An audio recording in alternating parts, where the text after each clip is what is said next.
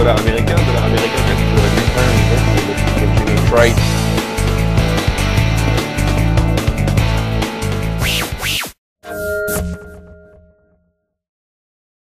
Bonjour, bienvenue dans cette nouvelle édition de la revue des marchés de Chitnet Trade. On va regarder avec la semaine qui vient de se passer, donc une semaine de rebond sur les marchés. Je pense qu'il y a un bas qui est en place en tout cas. Et à savoir si c'est un bas court terme, moyen terme, long terme, ça c'est très compliqué à dire maintenant en tout cas, mais en tout cas un bas court terme, oui. Donc c'est un bas à travailler, puis on va voir comment le travailler sur les ETF ou fonds négociés en bourse, que ce soit le XU du TSX 60 à Toronto, qui a le même graphique d'ailleurs que le secteur énergie. Et on va regarder aussi au niveau du S&P 500 à New York, au moyen des spiders.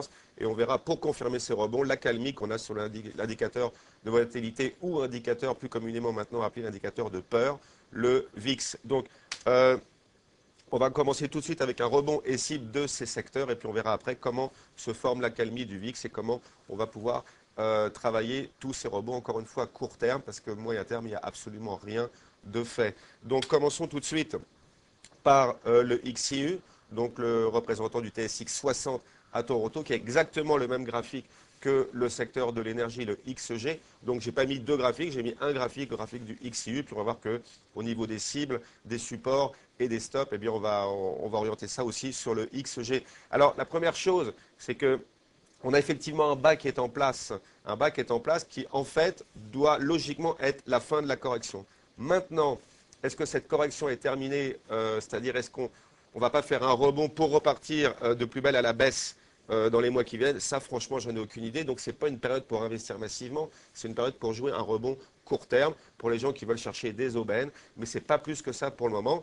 Il faut savoir qu'on a le bas qui est en place aujourd'hui nous est dit par le niveau de survente, donc est indiqué par une divergence positive entre l'indicateur de force qui est en rouge sur votre écran et les prix du XU, donc des prix plus bas et pas de bas plus bas enregistrés sur l'indicateur de force. Ça dénote toujours une sorte d'accalmie à venir, en tout cas un rebond qui est en place. On a aussi un pic de volume. Donc un pic de volume, qu'est-ce que ça veut dire? Ça veut dire que sur le bas qui s'est fait mi-novembre, eh bien, on a eu un échange d'actions assez considérable. Donc ce qui veut dire que des mains ont vendu ces actions à d'autres mains qui probablement sont un petit peu plus fortes. Donc il y a une sorte de bas ici qui est en place. Maintenant, c'est quand même une tendance qui est baissière et qui reste baissière. C'est-à-dire que quand vous investissez à la bourse, eh bien, vous devez acheter toutes les faiblesses d'une tendance haussière.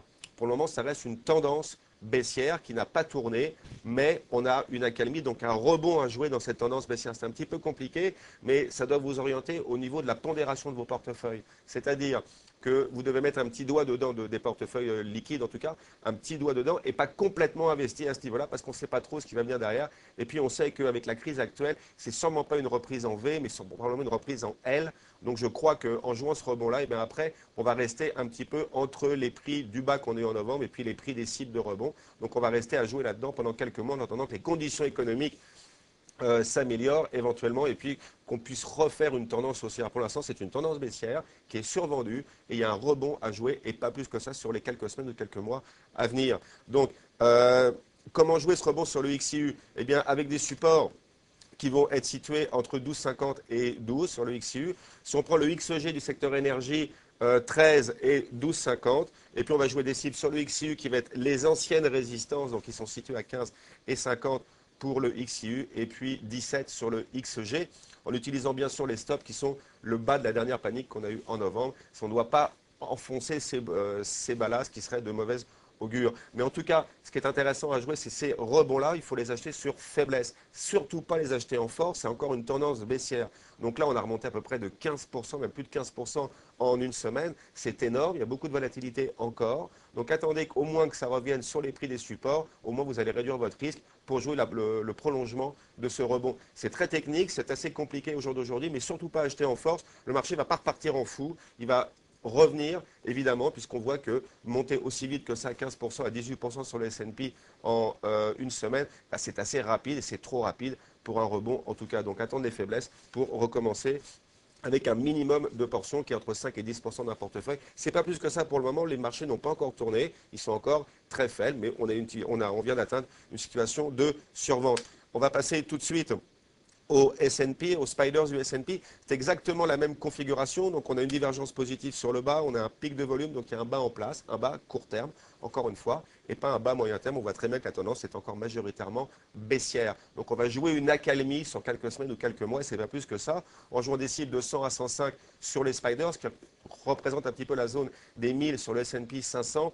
Je crois que c'est autour de 9500 et 10 000 sur le Dow Jones. C'est pas plus que ça.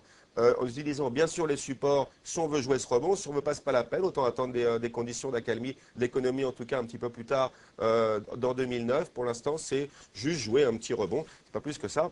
Donc support 81,79 à peu près sur les spiders, qui correspond à la zone des 800 sur le S&P 500, et puis on se mettra un stop absolument sous les bas de novembre, bien sûr. C'est un stop à 74, on ne peut plus accepter en tout cas un nouveau bas sur ce marché pour continuer à jouer le rebond. Donc une petite accalmie là-dedans. Pour s'en persuader, eh bien, on va regarder, donc c'est le schéma un petit peu du Spiders qu'on va jouer avec les zones de résistance et les supports. Pour s'en persuader, on va regarder ce que fait le VIX. Alors c'est intéressant parce qu'on a une vraie divergence sur le VIX, donc on a un recul depuis novembre, on l'a bien vu. On se souvient que la dernière panique du S&P ou même du XCU avait fait des nouveaux bas sur le S&P et sur Toronto, les nouveaux bas de novembre qui ne sont pas répertoriés sur le VIX. C'est-à-dire que le VIX, comme indicateur de force un petit peu, n'a pas été capable d'aller plus haut dans la dernière panique de novembre. Donc le plus haut du VIX sont la panique d'octobre. Donc c'est une divergence avec le S&P, une divergence qui, en tout cas, renforce l'idée d'un rebond, d'une accalmie sur quelques semaines ou quelques mois. Donc par contre, c'est encore une tendance haussière et on le voit très bien. On est encore soumis dans une tendance haussière de cet indicateur de volatilité et donc de peur. Donc les marchés peuvent encore être faibles. Maintenant, cette légère accalmie va nous permettre de jouer un rebond des marchés, une évolution entre le moment où on est passé de septembre, vous vous souvenez bien, avec toute cette crise du niveau des 45 du VIX jusqu'au niveau des 90. Je pense que ça va évoluer dans 2009 entre 45 et 80, une sorte de trading range pour une sorte d'accalmie, pas plus que ça. Ça veut dire en tout cas que le S&P n'est pas prêt pour une reprise haussière, c'est-à-dire de dire que la correction est finie, oui, mais ça peut être une accalmie de la correction, puis refaire une correction plus tard, ça on n'en sait rien encore. Donc ça veut dire que vous n'avez pas à investir complètement votre portefeuille, il faut rester majoritairement cash encore pour le moment.